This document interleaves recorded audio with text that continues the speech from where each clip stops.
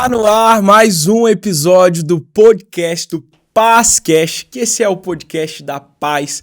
E eu quero te falar que hoje nós temos convidados poderosos, maravilhosos. Mas ao meu lado tá aqui meu amigo e pastor Marconi. Mais uma vez, seja bem-vindo de volta. Pois é, cara, já estou acostumado. E é bom poder bater um papo, ainda mais com os ilustres que estão aqui hoje, né? É verdade. Eu falei que eu ia te trazer de volta, porque o homem arrebentou. Nós tivemos o episódio passado, foi com o pastor Nilton, foi maravilhoso. E eu quero que você se prepare para receber junto conosco e todo mundo aqui do estúdio, os pastores Sabá Liberal e Pastor Lima. Sejam bem-vindos, pastor Sabá, pastor Lima. Obrigado. Que alegria estar aqui, viu? Muito bom. Para mim é um prazer, uma honra. Que beleza. Olha, quase a gente não consegue gravar com o pastor Sabá hoje. Hoje foi consagrado o Netinho no culto aqui mais cedo. Como é que tá esse coração, pastorzão? Então, cara, pensa numa emoção, né? Primeiro neto. Primeiro neto e esse momento muito único para nós, né? Eu estou muito feliz, graças a Deus. Promessas se cumprindo, que a Bíblia diz que eu vou ver os filhos dos filhos. Então, eu espero que seja muitos ainda, né? Eu fiquei sabendo que é um vô coruja, um vô que tá sempre ali por perto. Não, eu acho que eu sou normal. É que você não dá conta de não ser. Não tem como, né? Difícil é não ser. E estamos aqui com o pastor que hoje é responsável pela Paz Boa Vista e que teve uma missão complicada de suceder um grande pastor e líder, o pastor Sabá. E como é que foi, pastor, esse desafio lá de receber essa grande missão? Na verdade, cara, não foi difícil coisa nenhuma, porque ele deixou tudo pronto.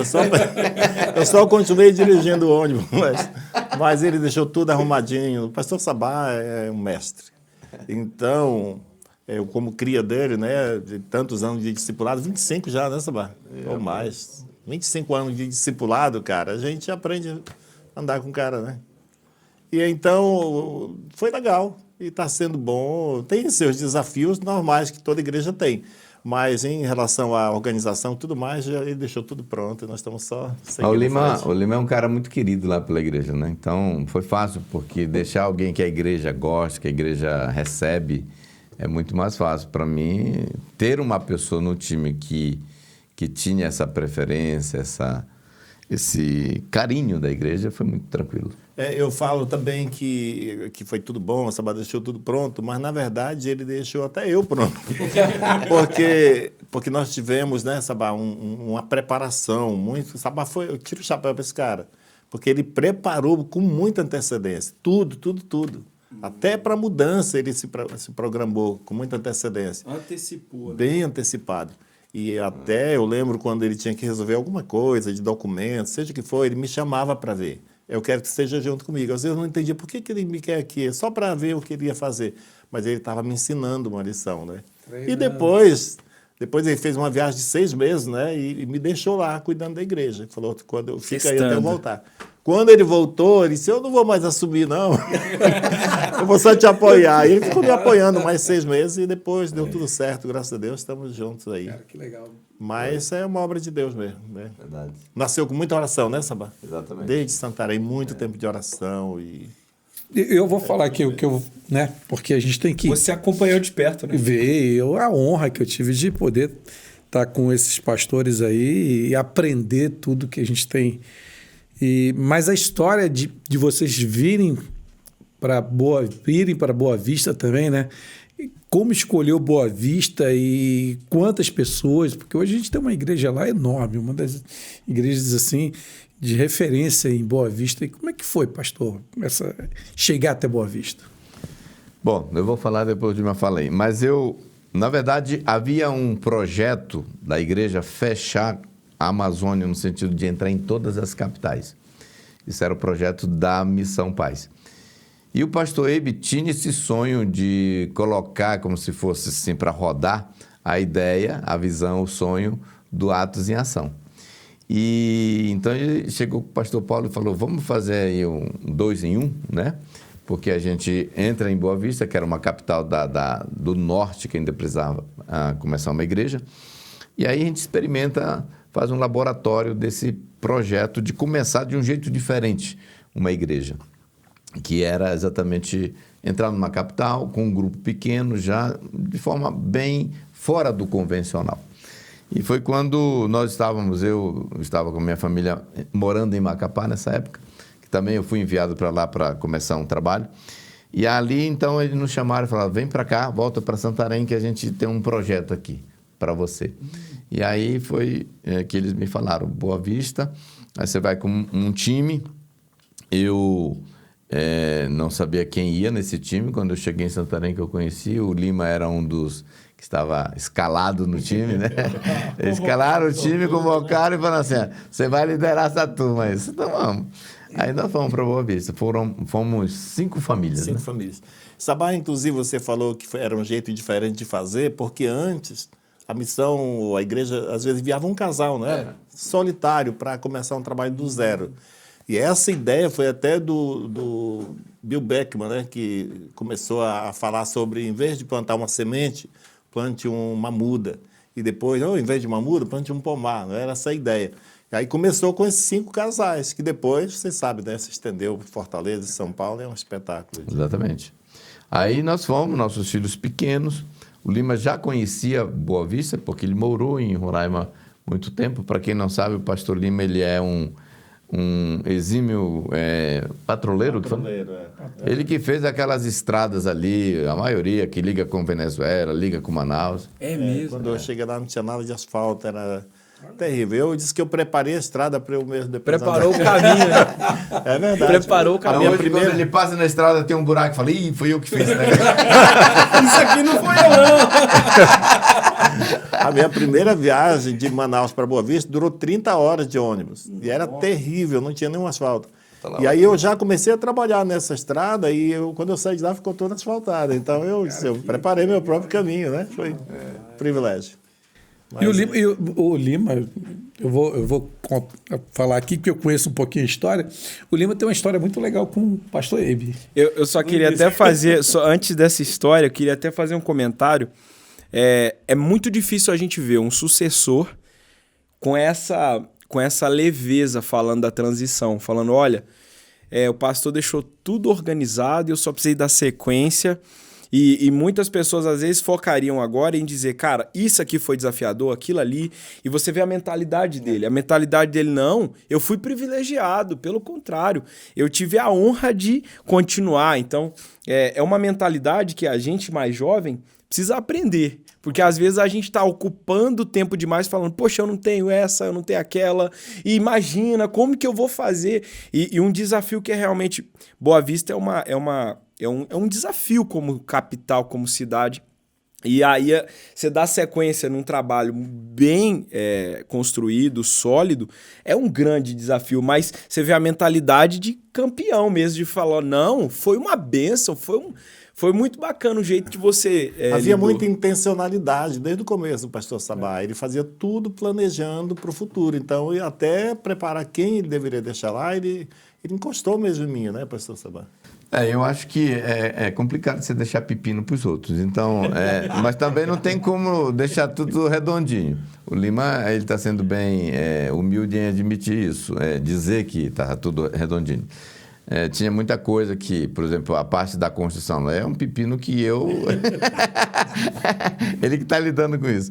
Mas uma coisa, como ele falou, muita intencionalidade. Eu lembro que quando foi decidido que era ele que ia me suceder, eu chamei ele e falei, olha, ele e a esposa falaram, nós vamos agora virar chave no discipulado. Primeiro, nós vamos ter mais tempo juntos. Nós vamos aumentar esse tempo. E eu até falei para ele, eu vou pegar no seu pé, você mais cri-cri com alguma coisa, porque eu quero até que você entenda. Não é que eu tô com raiva de você, não. É que eu... A chapa vai esquentar. A chapa vai esquentar, porque... eu sabia que o sucesso dele ia ser o meu sucesso, né? Eu me consolava toda vez, pensando, mas eu sei que no fundo ele quer meu bem. Não deixava passar nada. Eu falei, eu não vou deixar passar nada. Agora, o Sabá já era, sem esse propósito aí da hora, assim, de tomar essa decisão, o Sabá já tinha um perfil bem forte. Eu conheci ele igual o Jó, né? Só de ouvir. Eu conhecia só de ouvir. Mas quando ficou decidido que eu ia para Boa Vista, junto com a equipe, com o Sabá como líder, eu mandei um recado para ele, você lembra? Mandei pelo pastor Ebe, ele estava em Macapá, ele disse, diga para o pastor Ebe que tudo que ele mandar, pastor Sabá, que tudo que ele mandar eu fazer, eu vou fazer em Boa Vista. Mas você sabe, isso foi uma obrigação que eu impus para mim mesmo, porque eu me conhecia.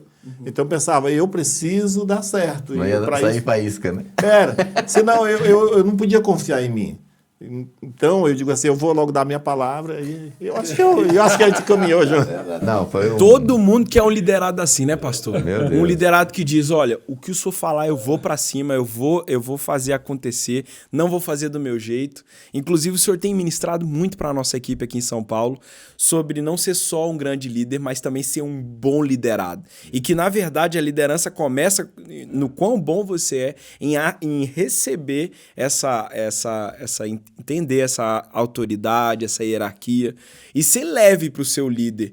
E o pastor já, de cara, já te mandar essa mensagem, o senhor falou, é disso que a gente precisa, vai dar certo esse projeto. Até porque ele sabia também que realmente a nossa intencionalidade era prepará-los, né, para eles serem um sucesso, né? E às vezes fazer podas e ajustes. O Lima é um homem de Deus, mas tinha coisinhas assim que a gente precisava trabalhar. E a gente... Quem que não tem coisa para crescer, né? Quem que não Mas tem? sabe, gente, É um grande eu líder. penso que um dos grandes segredos que o pastor Sabá acessou foi aprender a não fazer sucessor, mas formar filhos, né? Alguém que tenha respeito, consideração, para continuar. Eu tenho muito respeito pelo pastor Sabá. Então, eu sei que eu estou lá não é porque eu sou bom, eu estou lá porque eu estou debaixo de um legado que eu recebi e eu preciso ser responsável com isso. Embora às vezes eu falhe, mas quando eu falho ele está por perto para dar uma puxada e a gente... E eu acho assim, super interessante. A gente acaba tendo uma história e aprende muito com o Sabá, e eu acho muito legal isso. É sobre essa forma como ele te prepara e ele aposta em você.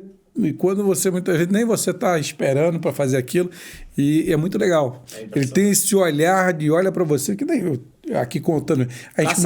A gente começou programa de TV e de rádio lá na Paz Boa Vista, ele chegou para mim e disse, cara, eu preciso de um programa de TV, um programa de rádio, e, cara, e chega com tanta...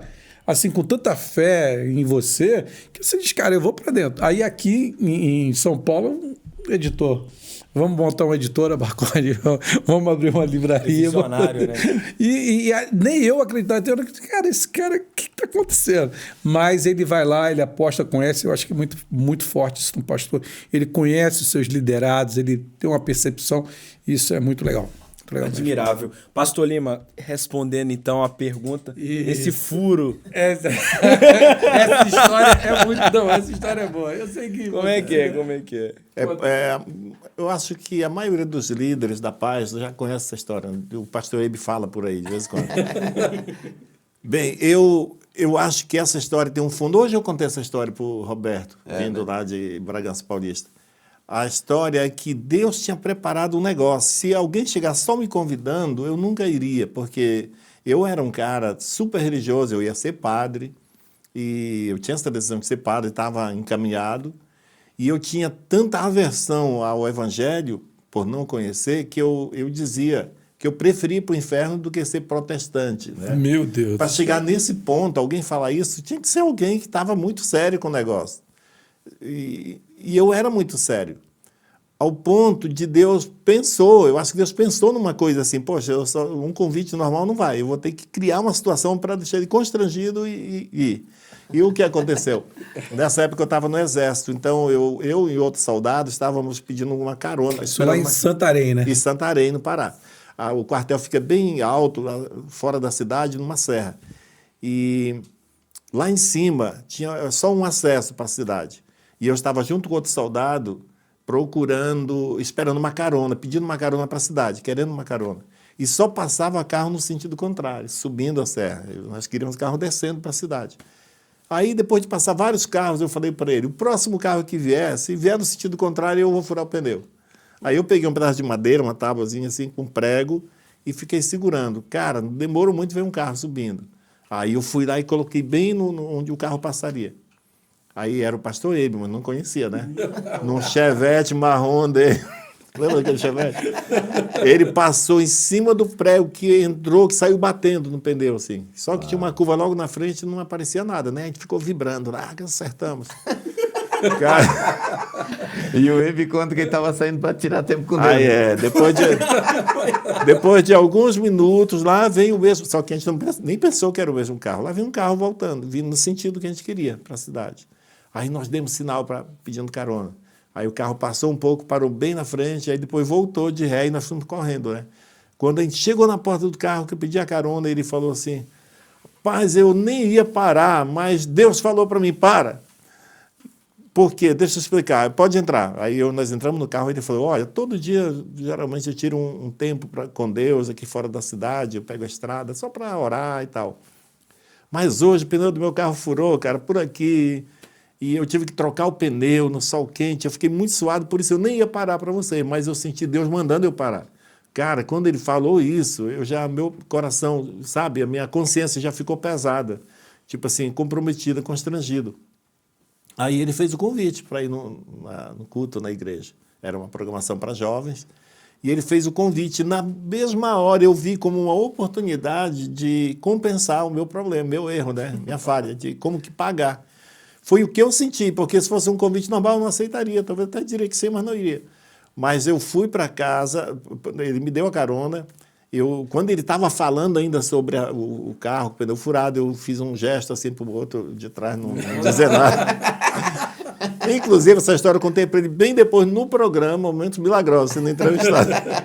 Aí tá, eu cheguei na cidade, me despediu e tudo, e eu fiquei com aquele convite para ir na igreja durante aquela semana. Aí eu fui, com o compromisso de ir lá e cumprir, e depois sair. Mas, cara, só para apaziguar a consciência. Mas quando eu entrei na igreja pela primeira vez, eu tinha 22 a 23 anos, de católico, bem católico, assim, de praticante mesmo, queria ser padre. Quando eu entrei na igreja, cara, eu vi algo assim impressionante. Eu fiquei fascinado com os jovens, o Jango, que hoje está em Porto Velho, né? Pastor em Porto Velho, era um jovem com a guitarra, fazendo tipo um poema: "Deus, eu te amo demais, Senhor, eu amo estar no teu colo" e tal. Cara, eu digo: meu Deus, eu tenho mais de 20 anos seguindo a Deus e eu não sabia que podia conversar com Deus assim. Eu achava que, poxa, como que alguém pode comunicar com Deus? Aquilo mexeu comigo na hora. Mas, olha só, eu tinha uma decisão, eu cheguei, na minha mente veio aquela ideia: eu preciso disso aqui. Eu sei que eu vou precisar disso, mas eu não posso tomar uma decisão porque eu tenho um compromisso lá, né, na religião.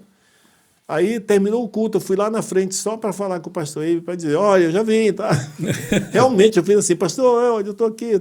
Aí ele veio me atender, ele estava no palco. Aí ele falou para mim: "Poxa, que bom que você veio.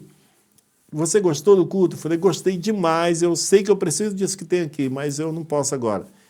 Aí ele disse: "Por quê você não quer tomar uma decisão agora?"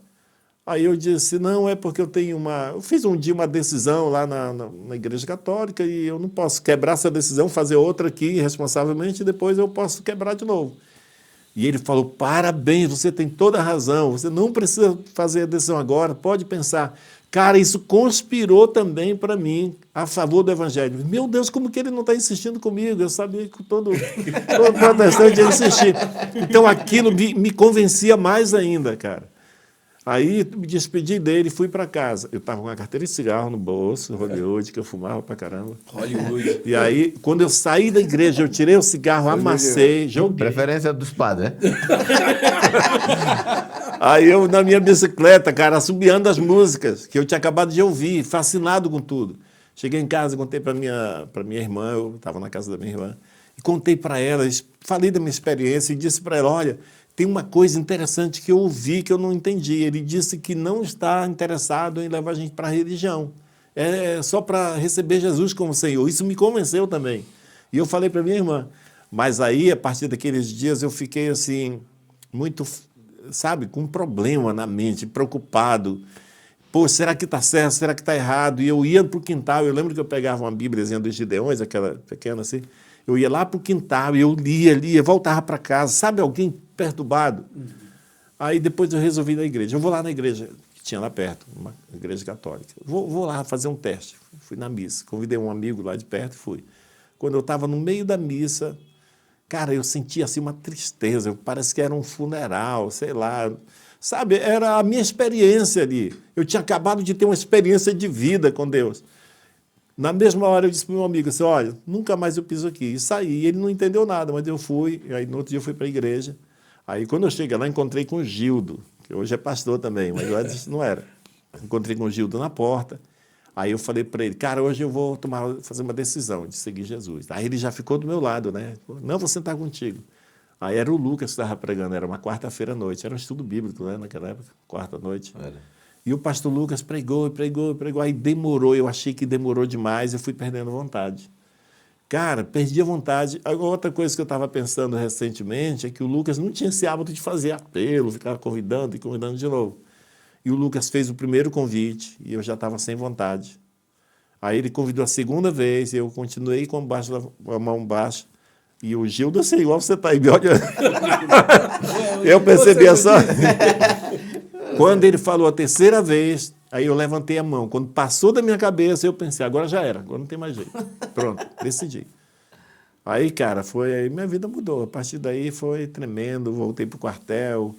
E quando eu cheguei no quartel, eu estava de folga nesse dia. Então, eu estava destacado lá para o interior do Pará, lá perto de Altamira, abrindo estradas. Quando eu voltei para o quartel, eu voltei por mais uns 15 dias, aí ia ter um batismo. Eu voltei e disse, eu vim me batizar. E o Gildo falou, não, mas não pode, não é assim, eu estou numa preparação. Não, mas eu quero batizar, eu vim só para isso. Aí ele me levou lá para o pastor Eibe. O pastor disse, vamos batizar ele. Aí eu me batizei. Aí eu voltei para o quartel, levei um monte de folhetos para evangelizar. Dentro do quartel eu comecei a distribuir. Descobri uns 10 crentes lá, inclusive uns 3 sargentos, cada um de uma denominação diferente. Aí eu falei, vamos começar uma igreja aqui dentro, cara, fazer culto aqui. Ele disse, é o seguinte, vai lá com o tenente. Eu era soldado, eles eram sargento. Eu falei, vai lá com o tenente, que era o comandante, e pede dele. Você que é o líder, que você que chegou fazendo isso. Aí eu fui lá com o tenente, pedi permissão, ele autorizou, nós começamos a fazer culto na quinta-feira, no refeitório. Cara, converteu um monte de gente. Então, com poucos dias de novo convertido, você já estava plantando igreja. Aí, depois de anos, o pastor Eibe me convidou para dar um testemunho no programa Momentos Milagrosos. Como é que era esse programa? Era na rádio da cidade. Quem que apresentava esse programa aí? Era o pastor Eibe mesmo. Até eu apresentei uma vez, que ele não podia. Aí eu fui lá para ser entrevistado, né? Aí ele perguntou, como foi para você conhecer Jesus mesmo? Aí eu comecei a contar a história e fui a lei do pneu, né? Aí ele soube naquela hora. Aí ele falou assim, com maior admiração, você furou o pneu do meu carro? Quando? Aí eu fui contando. Esse rapaz foi você. Ô, furada abençoada. Foi você, porque você não me falou logo. Aí eu disse para ele assim, cara, eu não falei, porque eu fiquei com medo de você me repreender. Ele disse, não, eu queria que tivesse mais gente furando o pneu do meu carro para converter igual você.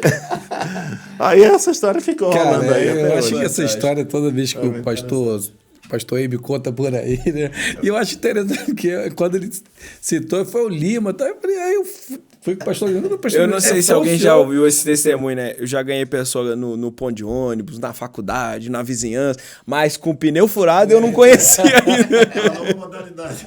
Meu Deus. Mas ainda bem que o Eibe era crente. Naquele calor, naquele dia, retornando ali com os calor. Mas foi, gente, mudou tudo. E eu, com 1 ano e pouco de convertido, eu pedi para começar a igreja lá em Belterra, onde eu nasci. E eu era solteiro, não tinha nenhuma experiência com... Cara, parece que Deus mudou tudo na minha mente. Eu passei a entender as coisas. Aí eu falei para o pastor Eibe, eu queria começar uma igreja lá em Belterra, onde eu nasci, que não tem igreja lá. Converteu já pastor, né? Já. Aí o pastor Eibe falou para mim assim, cara, eu deixo você ir se você me prometer que se a coisa ficar difícil, você não vai pedir para sair. Eu falei, eu prometo. Aí ele, então vai. Eu fui. Solteiro. E fizemos um trabalho lá, Deus se dirigiu lá. Sabá, e a tua história também, Sabá? Sabá tem uma história bonita também, né? Mas você está querendo saber a história de... de conversão também, o Sabá também lá, esse pessoal tudo de Santarém, né? Mas o senhor também nasceu em Santarém? É Belterra, é pertinho de Santarém. É uma cidade próxima de Santarém. E o pastor Sabá em... Eu nasci em Santarém. Santarém também. Mas o senhor se criou Não, eu nasci numa comunidade chamada Aritapera. Aí, com 5 anos de idade, meus pais mudaram para Santarém. E nós somos 10 filhos, aí só tinha 4. Eu sou o último, caçula. Aí meu pai resolveu dar uma oportunidade diferente para a gente. E esses 4 veio para a cidade. E então me criei ali, fiz meu ensino fundamental, ensino médio. Só que com 15 anos aí eu comecei a aprontar, né? 12 anos. 12 anos comecei a aprontar. Então, porque meus pais separaram nesse período, quando eu estava com essa idade, eu fui morar só com meu pai. Aí a porteira abriu, aí eu comecei muito cedo na malandragem. Aí quando foi com 15 anos, eu já estava bem estragado. Aí, o que aconteceu? Isso aconteceu o seguinte, um irmão meu, que foi o primeiro que converteu, ele, na verdade, era um cara que tinha muitos problemas espirituais, ficava possesso, alcoólatra, né? Ele, desde 8 anos, ele via demônios. Eu vi meu irmão possesso, urrando, berrando. Era uma história muito triste. E ele começou a beber muito cedo. Meu pai bateu no meu irmão, ele já estava com filho, já tinha filho, meu irmão estava casado, já tinha filho. Bateu nele até com a idade de 22 anos, para você ter uma ideia. Porque eles tinham uma cultura, tipo assim, como é que pode um filho alcoólatra? Então ele chegava bêbado lá na casa do meu pai pegava a cinta e dava. Até que um dia ele chegou e meu pai falou assim, eu não vou mais te bater. Fica feio, não está dando certo. A minha mãe falou assim, mas eu ainda não decidi, então... Sua mãe falou, eu assumo. E aí, naquele dia, ela deu uma surra nele muito grande. Mas aí, para encurtar a história, o meu irmão estava lá no sítio dele, apareceu um barco de uma igreja lá, evangelizando. E aí, já era no final da tarde. E aí, ele perguntou assim, nós poderíamos fazer uma reunião na sua casa? A gente vem tentando, mas nenhuma casa aceitou, porque o lugar lá era muito anti-evangélico, né?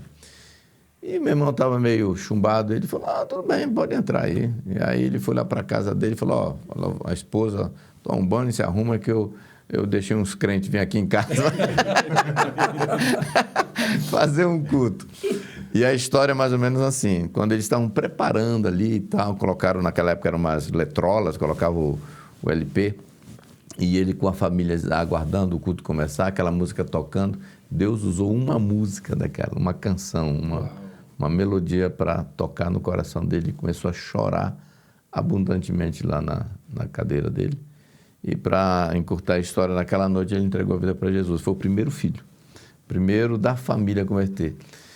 Mas como a família era muito, muito, muito, muito religiosa, a gente não aceitou aquilo, foi muito difícil. Mas o mais legal é que ele nunca mais bebeu daquele dia em diante.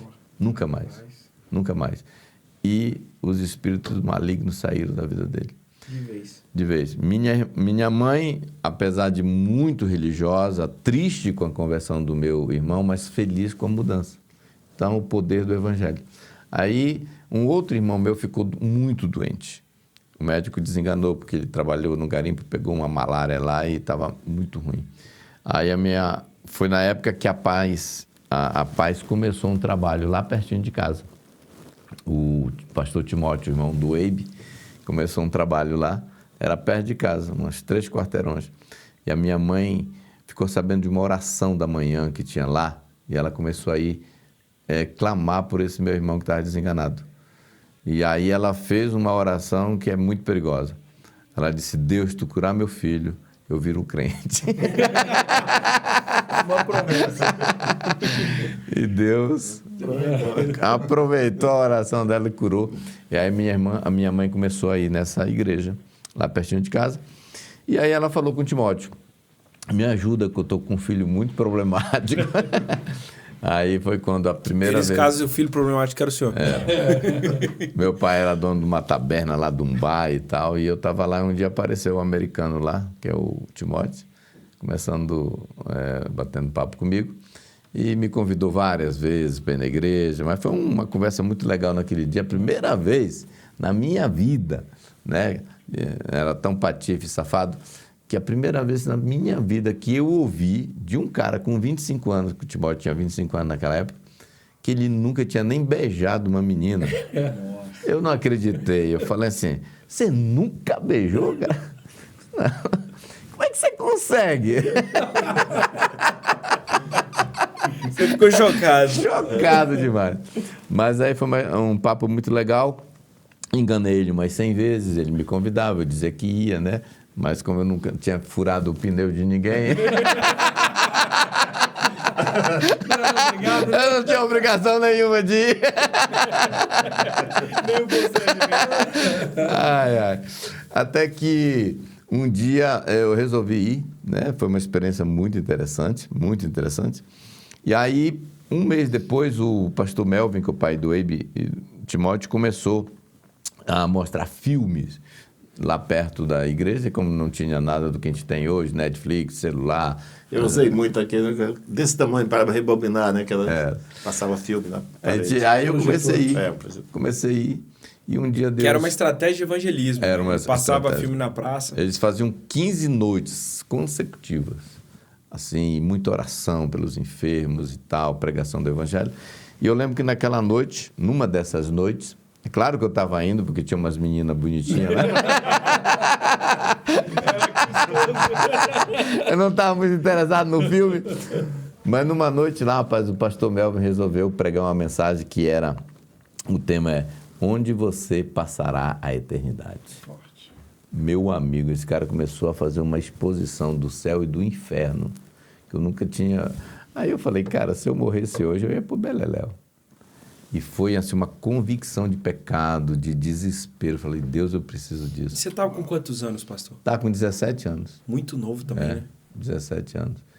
E aí, quando foi naquela noite, eu lembro até hoje, 15 de janeiro de 1983, eu fui para frente. É muito interessante porque eu não estava querendo ir, mesmo que eu estava quebrantado, chorando, sentindo muita presença de Deus, que a presença de Deus não tem como você explicar, é um negócio forte.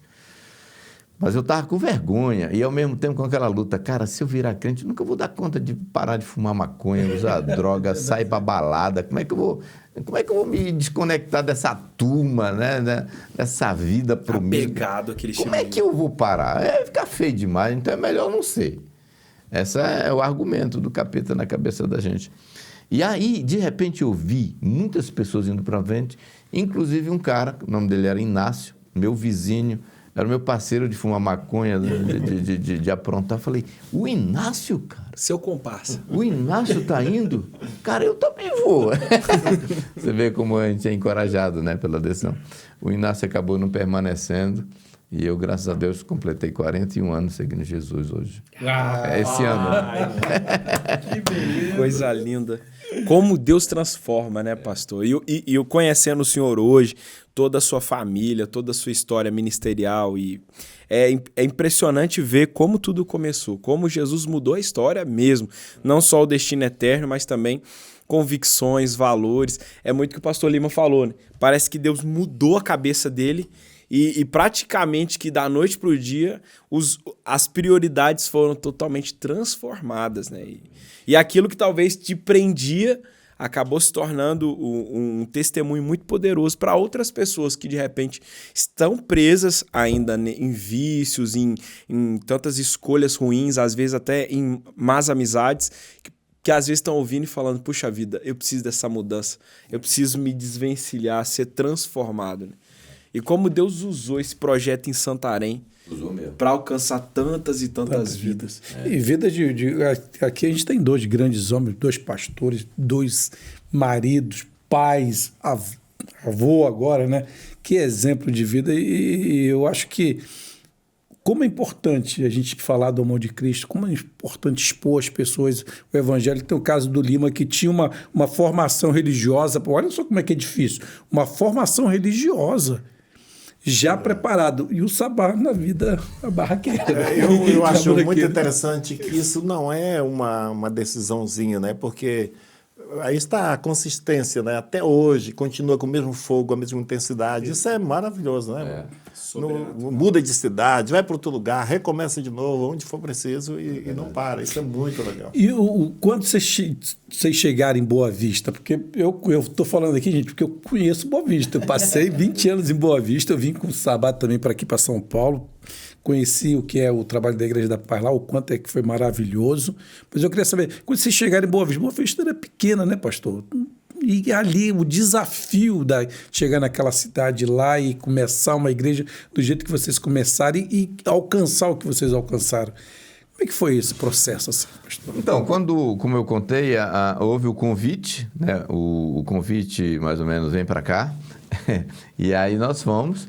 Mas antes da gente ir com a equipe, nós fomos fazer uma viagem de pesquisa lá. O Lima já conhecia a cidade, mas eu, o pastor Ebi, não. Aí nós fomos, ficamos 3 dias lá. Não, mais de uma semana, né? Foi, nós ficamos mais de uma semana.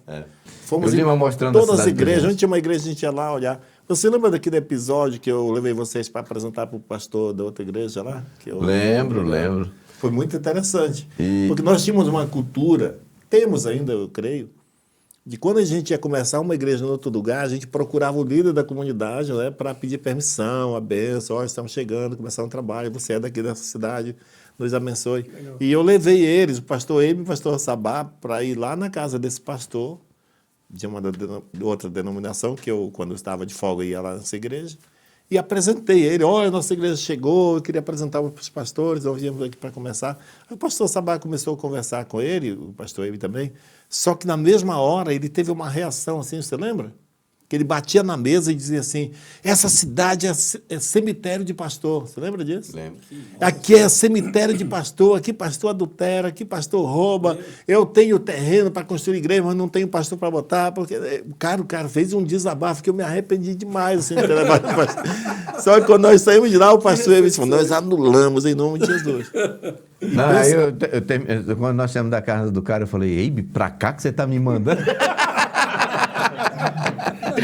Mas lá, fala a verdade, não foi uma cidade assim aberta para o evangelho, muito daquela, Foi. cara. A experiência em Boa Vista foi maravilhosa. lembra? A inauguração já foi 40 decisões. 40 decisões, no primeiro dia, casa cheia. O governador estava lá, ele era Governador. prefeito na época, né? Era. Eu nem sei, porque ele era... Uma hora ele era prefeito. Na noite de inauguração já tinha autoridade. Ele estava lá e ele disse uma palavra, lembra? Exatamente. Ele falou, essa igreja vai crescer muito aqui. Essa igreja vai crescer e vai encher essa cidade. Ele falou assim. Foi muito legal. A gente pegou aquilo. Mas a gente pegou também um lugar muito estratégico, bem no centro da cidade, numa esquina lá, bem imponente, foi bem legal. E assim, para a glória de Jesus, foi crescendo, cresceu mais do que a gente esperava que ia crescer, né? Que é Deus que faz mesmo a obra. E aí nós já estávamos com 3 ou 4 cultos naquele lugar, ficou pequeno, aí passamos para um espaço maior. E mais ou menos 5 anos que nós tínhamos começado o trabalho, já estava talvez a igreja que mais reunia pessoas no domingo à noite, né? Ficou muito assim, evidente que a boa mão do Senhor estava ali. Hoje, quantos membros mais ou menos a igreja está? Olha, na cidade de Boa Vista, depois da pandemia, a gente teve muitos problemas, mas na cidade, no culto da cidade, está dando 2.000 pessoas, 2.500, 2.100, às vezes, porque lá também varia demais, né? É uma cidade de trânsito, pessoas saem muito e voltam muito. Mas está uma benção. Nós estamos com 3 pontos na cidade, tem a sede, 2 campos, e mais o terceiro que a gente está agora inaugurando. Não, é pro quarto, né, Lima? É o quarto. Quarto aliás, campo. É verdade. Vai inaugurar. Benção, só na capital. Nós estamos reformando. E esse que nós estamos reformando agora é no padrão São Paulo, viu? Uau! Olha só. Peraí. Coisa mais linda, Que né? galera de Boa Vista, se preparem. E a igreja de Boa Vista também já começou praticamente em todos os outros municípios, né? Município, é. Todo o estado já tem igreja. Temos, fora a cidade, fora a capital, nos municípios nós temos 11 prédios, assim, nas cidades, 11 prédios próprios. E algumas bem acabadas, muito bonitas, bem legal. E também tem uma Deus expansão, está nos abençoando. tem uma expansão também que é para Venezuela. né, que Rapaz, você nós temos uma trabalha igreja lindo, na viu? Venezuela que é um Venezuela. espetáculo aquela igreja. Já começou o segundo culto lá e está sendo um espetáculo. E nós temos também um culto em espanhol em Boa Vista, até hoje. Desde quando começou a imigração, a gente iniciou esse trabalho. E o cara que estava liderando com a gente é que hoje é o pastor da Venezuela lá, que está sendo um sucesso lá. E lá em Boa Vista é muito legal porque ela faz fronteira com 2 países, né? Então, a Venezuela e a Guiana Inglesa. Então, quase todo mês a gente faz uma viagem internacional, né? E no período para começar, quando foi para começar a igreja lá em Maturim, né? Maturim. Rapaz, era bom demais. A gente sempre viajava para lá, para aí. Tirou muitas férias lá em Margarida. Cara, tempo bom.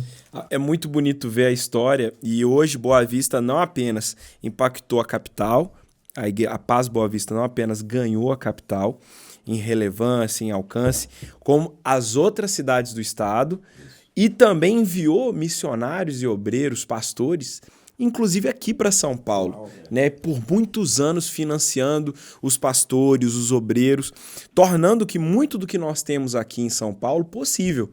E hoje a gente vê, é muito bonito o que Deus está fazendo em São Paulo, mas às vezes a gente não sabe o investimento e o trabalho por trás que outros ministérios, outras igrejas, outras bases se doando, intercedendo, investindo, tendo que quase 2 equipes, né? Aqui ficou, né? Os pastores locais e os pastores enviados, né? Um custo dobrado e não só isso, tendo que lidar com a transição, né? Quantos pastores vieram aqui para São Paulo? Quantos obreiros? Olha, na época eu lembro que eu contei entre gregos e troianos, entre financiados e voluntários, 32 pessoas. Né? E eram pessoas chaves lá, né? Que estavam liderando vários projetos. Então a gente vê o que Deus está fazendo naquela igreja local é tão poderoso que está afetando outros estados, outros lugares do Brasil e até fora do Brasil, né? E não só a Venezuela, mas outros campos que serão missionários jovens que saíram de lá, né? E foram treinados. Uma igreja muito generosa. O pastor Lima pegou a visão e eu lembro muitas vezes que teve uma época lá, na época da pandemia, que a situação financeira... No Brasil todo. No Brasil todo. Mas ele falava assim, mas nós vamos honrar o pessoal que foi para São Paulo, mesmo que não sobre para nós aqui. Uma coisa muito linda. E Deus honrou demais, porque nunca faltou. Nós nunca deixamos de pagar um aluguel, nunca tivemos problemas assim para socorro. A igreja ficou 5 meses fechada, né? O pastor Sabá lembrou, eu lembrei de um fato também, quando a gente estava para ser enviado também, lá de Boa Vista, e você falou uma vez para a gente lá sobre essa situação. Eu acho mais ou menos isso que o pastor Sabá acabou de falar agora. E isso, cara, trouxe uma tranquilidade para o coração. Porque você está saindo da sua cidade para outra. E quando o pastor Lima chegou para a gente e disse, olha, vocês podem ficar tranquilos, porque a gente vai estar aqui, a gente vai estar seguro. Vamos honrar. Nós vamos honrar. E o quanto que aí São Paulo, né, hoje a gente está vendo esse crescimento, a gente está vendo o que está acontecendo em São Paulo aqui, né, na Paz Church de São Paulo. E, cara, como é importante esse coração da nossa liderança, essas igrejas lá do interior, né? Não só de Boa Vista, mas Santarém, Fortaleza e outras cidades que enviaram pessoas para abençoar São Paulo. Então, pastor Lima, a gente tem gratidão. Quando nós viemos de Santarém, né, foi isso que aconteceu com a gente. Essa é a visão. Nós viemos de lá sustentado por eles por vários anos. Para Boa Vista, para Boa Vista. Foi Santarém que bancou tudo. Então, depois, Boa Vista começou a fazer isso com os outros. E cada um vai seguindo. Né? Exatamente. E aqui, falando, como o pastor Lima citou no início, e o pastor Sabá falou que Boa Vista foi o protótipo, né? Foi. Lá foram 5 casais, né? E daí, como é que foi o restante para chegar até aqui em São Paulo, pastor? Aí depois porque a ideia era exatamente, vamos experimentar numa cidade, numa capital menor, um grupo menor, e vamos estudar, vamos ver se dá certo. Se é viável. E o pastor Eibe caiu para dentro, nós fomos conversando e avaliando, e como a coisa foi dando certo, nós falamos, funciona. Então, o próximo passo era o Atos em Ação, porque chamaram para essa experiência de Boa Vista de pré-Atos em Ação. Né? E aí foi quando o Eibe saiu de Santarém, já com uma turma de quase 100 pessoas, para Fortaleza. Uau, uma mega equipe. Uma mega equipe. Então, depois que a gente estudou tudo, olha, assim e tal, aí, depois de Fortaleza, aí era São Paulo. Aí o desafio era maior ainda, era trazer 300 pessoas para São Paulo. Entre financiados e voluntários, né? Isso, E muita gente veio. E é muito interessante porque essa vontade, essa ousadia, essa fé, essa disposição, pessoal saindo, cara, largando sua terra natal, deixando muita coisa para trás, vendendo, pedindo demissão no emprego, falando assim, eu vou para esse negócio. E muita gente veio e olha o que aconteceu. São Paulo, de repente, hoje nós já estamos... Está numa curva de crescimento assombrosa. Está acontecendo aqui em São Paulo. E esse coração, a gente identifica que é o coração da igreja, esse coração missionário, está dentro da, né? Essa unção... Introjetado, né? Está dentro da gente, né? Acho que é isso que facilita. Eu vi um empresário um dia numa célula aqui do Michelo, comentando com outros, dizendo, cara, isso não existe. Michelo é outro pastor, inclusive, que veio de Boa Vista. É um grande homem de Deus aqui, né? E eu não ouvi, o Michelo não me falou, eu estava no grupo e o Michelo deixou a gente na mesa, e esses empresários que eu nem conhecia, estavam comentando com os outros, dizendo, cara, mas como que pode? Como assim? Né? Os caras estão indo bem no lugar e deixa tudo para ir para outro lugar. Como que eles vieram para cá? Esses caras são doidos. E realmente é uma loucura santa, sabe? Porque, pela lógica humana, Pastor Eibe, eu vou te falar, só Deus mesmo, né? Nós encontramos pastores na nossa igreja que isso realmente chama atenção, né? Meio que loucura. Largar um campus que está bem sucedido. Pastor Eibe, quando saiu de Santarém, quando saiu de Fortaleza, pastor Sabá, tá cômodo, tá tudo ali, e tá olha, preparado. Não é só também o trabalho, mas o Sabá ama Boa Vista demais, né, Sabá? Mesmo. O Sabá é apaixonado por Boa Vista. Eu morreria aqui, eu ficaria a vida toda. Mas o cara, é para ir, vamos. E foi, e tá aí feliz. Deus chamou. E, cara, inclusive o Rafa, seu filho, ama muito Boa Vista, até voltou a morar lá um tempo, agora tá na escola de missões, na GMS. E foi com o coração, né? E é muito interessante, porque realmente é Deus que dá essa graça, né? Por exemplo, a gente, muito bem, a igreja indo bem, né, Marconi, com título de cidadão roiramense, né? Todas honrarias. É conhecido lá, programa em televisão, enfim. A gente tinha terminado de concluir minha casa. Do jeito que o senhor queria. Do jeito que eu queria, todos os móveis cheirando a novo, né? Mas, cara, a gente entendeu o seguinte, quem éramos nós, né? Antes de Jesus. Um cara religioso, furador de pneu dos outros, maconheiro, sem vergonha, patife. Quer dizer, a nossa vida não prestava para nada. Aí Jesus vem, transforma, traz sentido, traz novo significado para a nossa vida. E agora, o que a gente vai fazer com ela? Entregar para aquele que fez ela interessante. Né? Devolver em gratidão, em adoração. E é muito marcante ouvir o testemunho de vocês. E antes da gente caminhar para o encerramento, nós temos um hábito aqui no nosso podcast de, se você pudesse escolher um versículo, aquele versículo que te persegue, ou pelo menos nos últimos meses, anos, pudesse escolher um versículo para compartilhar com quem está nos acompanhando, com a gente aqui, qual seria esse versículo? Rapaz, pensa numa coisa difícil, né? Porque a palavra de Deus ela é tão rica, poderosa. Mas eu vou falar de um que eu estou em lua de mel, né? Aquela palavra lá do Salmo 23 que diz que bondade e misericórdia certamente me seguirão todos os dias da minha vida. Esse versículo eu tenho pensado, eu olho para a minha história, eu olho para trás, vejo o que está acontecendo, vejo o que já aconteceu. E aquele versículo simplesmente ele fica ecoando isso. Bondade e misericórdia certamente me seguirão todos os dias da minha vida. E tem sido isso. Minha história tem sido marcada por essa bondade, por essa misericórdia de Deus. Em todas as áreas. Uau, uau. E que essa palavra possa tocar o coração, que você que está aí nos ouvindo, até agora acompanhando tantos testemunhos, saiba que às vezes parece, puxa, eu queria viver isso também. É possível. Basta você dizer sim para esse chamado, basta você confiar seu coração nas mãos do Senhor, que com certeza essa promessa é para todos nós. Bondade e misericórdia. Isso é poderoso demais. Não só no retrospecto da vida, mas também olhando para o que ele está fazendo nos dias atuais e para o que ele ainda vai fazer, que é muito empolgante. O que está por vir é muito emocionante, né? Glória a Deus, pastor. Esse texto é poderoso demais. E o senhor, pastor Lima? Cara, desde que eu me converti, o versículo que regeu minha vida, inclusive a criação dos meus filhos, eu tinha um alvo e eu consegui, Eu dizia assim aos meus filhos, antes de começarem a falar qualquer coisa, eles vão dizer primeiro, eu vou ensiná-los, dizer, amarás o Senhor teu Deus de todo o teu coração, de toda a tua alma, de toda a tua força. E eu fiz isso quando eles ainda eram bebezinhos, que nem tinham entendimento nenhum. Mas a gente ficava repetindo toda noite antes de dormir.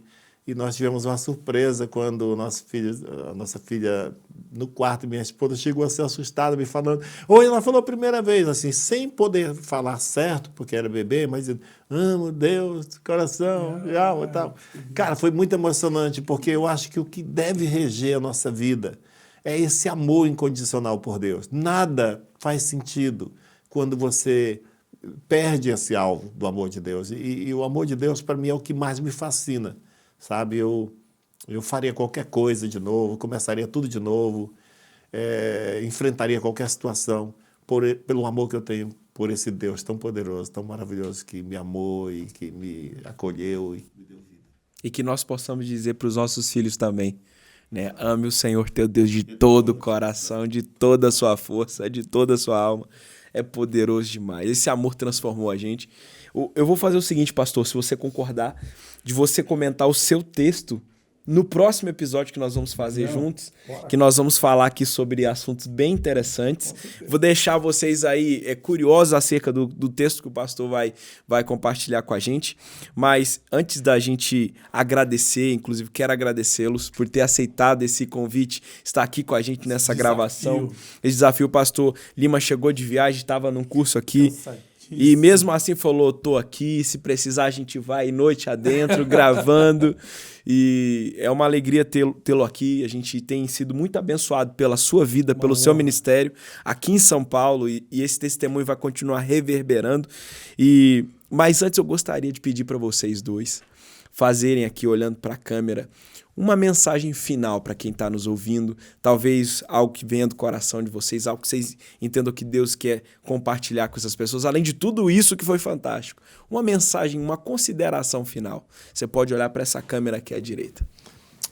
Primeiro, eu queria parabenizar você que ficou até agora aqui com a gente, né, e tirar tempo para ouvir coisas que edificam. O que eu sinto de dizer é que em Deus não existe limite. Nós podemos ser usados por Deus para fazer coisas que a gente nem faz ideia, por causa da grandeza do seu poder. Uma das lutas que eu pessoalmente tinha na minha vida era de achar que eu não era o suficientemente capaz, santo, puro, correto, íntegro, para Deus me usar. Mas existe uma palavra na Bíblia que eu sou apaixonado por ela, e a palavra é graça. Graça. Que isso faz com que Deus nos use, apesar das nossas fraquezas, das nossas falhas. Então eu quero te inspirar a sonhar e crer com algo maior que Deus vai fazer, não só na sua vida, mas através da sua vida. Uau. Meu Deus, muito forte. Pastor Lima, depois dessa mensagem, eu já estou impactado aqui e eu creio nesse poder da graça imerecido. Se fosse por nossos próprios méritos, imagina onde que nós estaríamos aqui, pastor? Servir no meio de uma equipe tão poderosa como essa e mesmo sendo, às vezes, com a impressão de que em mim mesmo eu sei que eu não sou capaz, né?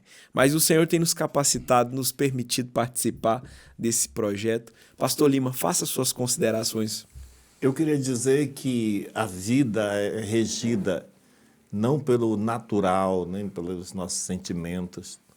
Deus não é limitado em nada, inclusive a maioria das coisas que eu já fiz na vida, e os privilégios, ou qualquer coisa que se eu fosse pensar assim, sobre aceitar um convite, fazer um passeio, fazer algumas viagens que eu já fiz, se eu fosse basear essa decisão nas possibilidades, não seria possível.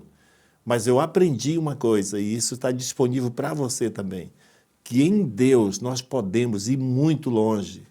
Em Deus nós podemos todas as coisas. E eu tenho total certeza, convicção, que a nossa vida está nas mãos do Senhor. E quando eu falo a nossa vida nas mãos do Senhor, não é um pensamento religioso. Estou falando de realidade, de viagens, de realizações, de construções, de vida, de alegria, de paz, de família. É só Deus. Com Ele é possível. É isso. Lucas 1,37, pois para Deus nada é impossível.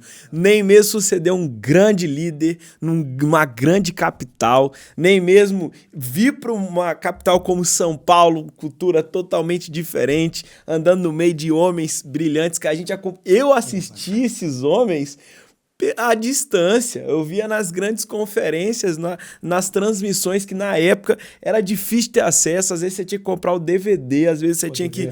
Às vezes você ouvia o áudio da conferência no site das igrejas, e hoje poder aprender de perto, poder receber essa influência, é um privilégio, né, pastorzão? Privilégio, uma honra, até porque são homens que a gente conhece, são histórias que estão aí há 30, 40 anos servindo o Evangelho, e a gente sabe que tem muito ainda pela frente, tem muita história para ser contada. E a gente quer, né, como mídia, como podcast, poder estar contando. E sempre que puder, a gente está falando sobre esses testemunhos maravilhosos. Faltaria minutos aqui para a gente exaurir todas as grandes histórias, mas eu creio que Deus tem muito mais, inclusive quero deixar aberto o convite para, sempre que o senhor puder estar aqui, pastor, o pastor Sabá, nós vamos aproveitá-lo aqui, vamos receber dessa influência, dessa sabedoria.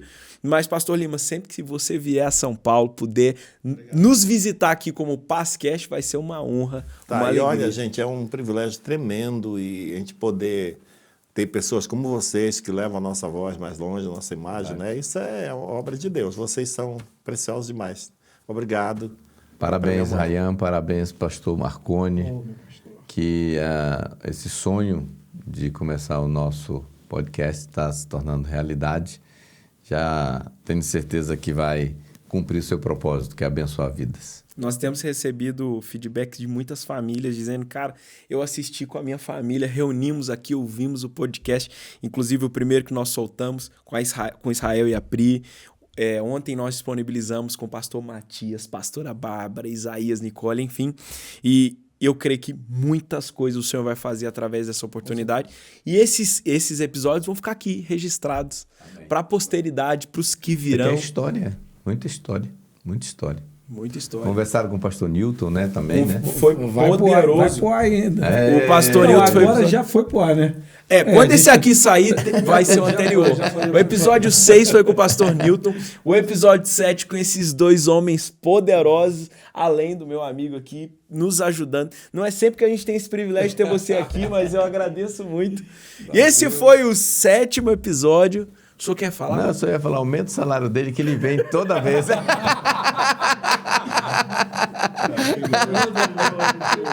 Você sabe, meu pai fez uma recomendação. Meu pai falou assim, olha, esse podcast, Rayan, para dar certo, precisa ser engraçado. É tudo que a gente precisa trazer o pastor Sabá de novo. As histórias do Lima aí, ó. Meu Deus! E tem muitas outras ainda. Eu tenho certeza que o pessoal riu, chorou com a gente, foi edificado, muito abençoado. E eu quero dizer, isso aqui é só o começo, muitos outros episódios virão. Eu te espero no próximo episódio, nem vou dar spoiler quem vai gravar com a gente aqui, mas... Muito obrigado, pastores. Muito obrigado você que está aqui ouvindo até o final. Você é diferenciado. Muitos não ficam poucos segundos, minutos nas postagens e você ficou até o fim. Que o Senhor te recompense, abençoe e que essas sementes que foram compartilhadas, esses testemunhos, gerem vida na sua casa, no seu ministério, na sua igreja local, na sua atividade profissional, que você possa ser abençoado com essas promessas que foram liberadas aqui. Esse foi o 7º episódio do Pazcast. Uma honra estar aqui com vocês. Muito obrigado, pastor Marconi. Valeu, Tamo junto, que Deus abençoe. Muito obrigado, pastores. Yes. Tchau, tchau. Pra foto oficial.